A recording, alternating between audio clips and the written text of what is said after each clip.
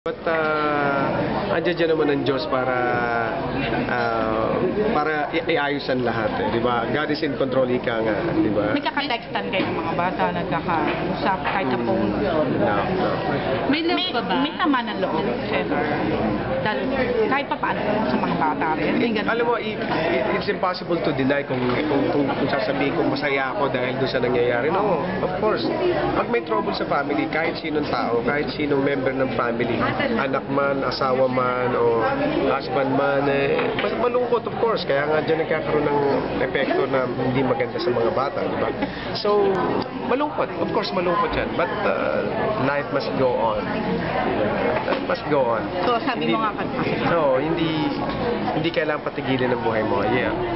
Like, sa trabaho ko, like, of course, I'm the one sending the kids to school. So, kailangan ko yung trabaho. So, ikaw pa rin talaga yun?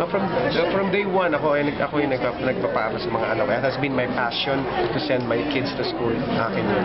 Boy, may ano pa ba? May natitira pang love for sunshine? May natitira pang sunshine. May natitira pa kay sa... Kasi lagi may sunshine. Kaya nga manipis ang ulap. Pero ang love na wala na. Talaga palang nawawala siya. Walang forever, Cesar. Meron naman. Kasi sinabi ng Batman niya, may forever. Nakakainis. Nakakainis. Wala. Hindi, may... Well, there is forever, of course. But, yun ang sa agape love naman yun. That's love of God. That's forever. There's still hope na... Tayo lang talagang inconsistent. Tayo lang yung gano'n. Tayo lang nagbabago. But the love of God is still there. Sabi mo kanina, you're happy. I'm happy. I'm very happy. Gusto ko sundan, are you happy and in love right now? Yes, I'm very in love right now. With... Of course, hindi ko sasabihin dito. Yes! With my career.